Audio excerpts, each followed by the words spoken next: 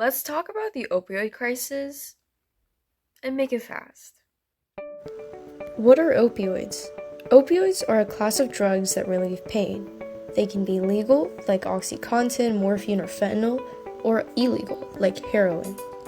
What is addiction? Addiction isn't just using too much. It's a medical condition where the brain physically craves a substance and struggles to function without it. So, why addiction? Opioids change how your brain works. Many people are first prescribed them after surgery or injury, but overuse can lead to dependence, especially when treatment isn't closely monitored. Because pain is very subjective. So anybody can say they're in pain and they can go to pain management. However, there are safer options like physical therapy, acupuncture, or non-opioid medications, but access depends on where you live and what your insurance covers. From my understanding, a lot of rehab centers are a rich person's outlet. A lot of people with, socioeconomically disadvantaged cannot afford rehab treatment. I know some that are cheaper have extremely long waiting lists, and for addiction, sometimes you don't have time to wait. Thankfully, there are nonprofit groups such as Shatterproof, the Recovery Research Institute, and local harm reduction programs that offer free tools, helplines, and treatment referrals. You're not alone. But why is this still happening? Number 1, black and white thinking.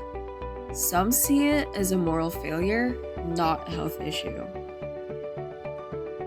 A lot of the misconceptions surrounding drug use kind of stem from that, because there's this constant push for not doing it, it's bad, but it's like that doesn't tell you anything about it, right? Like that doesn't tell you why it's bad or why you shouldn't do it or what the potential dangers of it are. Number 2, stigma. In a study that my team and I did, high schoolers who took a biased survey were twice as likely to judge addicts than those who got neutral wording. This just shows that perception matters. Where what I've learned is that drug addiction crosses all classes of society, rich and poor. It crosses all races. No white kid, black kid, Asian kid, just as susceptible to addiction than anybody else. Number 3, politics. Laws vary state by state. Some focus more on punishment, others on treatment. And often, money talks louder than science.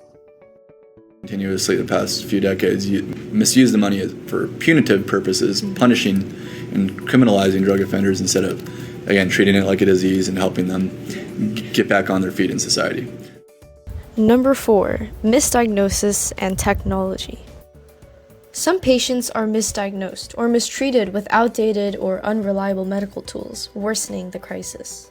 Your question is what's your pain level? They will say 10 out of 10, but they're just lying there watching TV.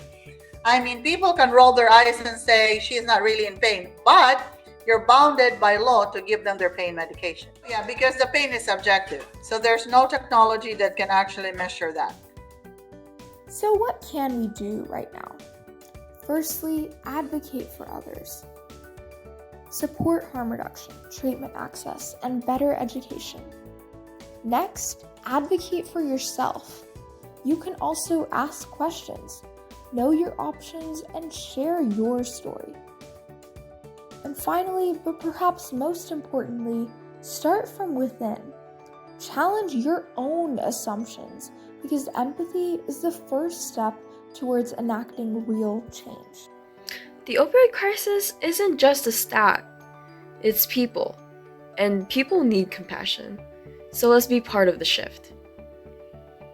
And in reality, like everyone's gonna make their own choice, right? Like especially when you're a teenager or a young adult, like you feel free, like you want to experiment, you want to try new things. And I think that it's kind of a disservice to youth to say that substances aren't part of that, and you are just trying to cement in people's heads like, don't do it, don't do it, don't do it. But like that's not going to make anyone not do anything. If anything, it's going to make people want to do stuff more.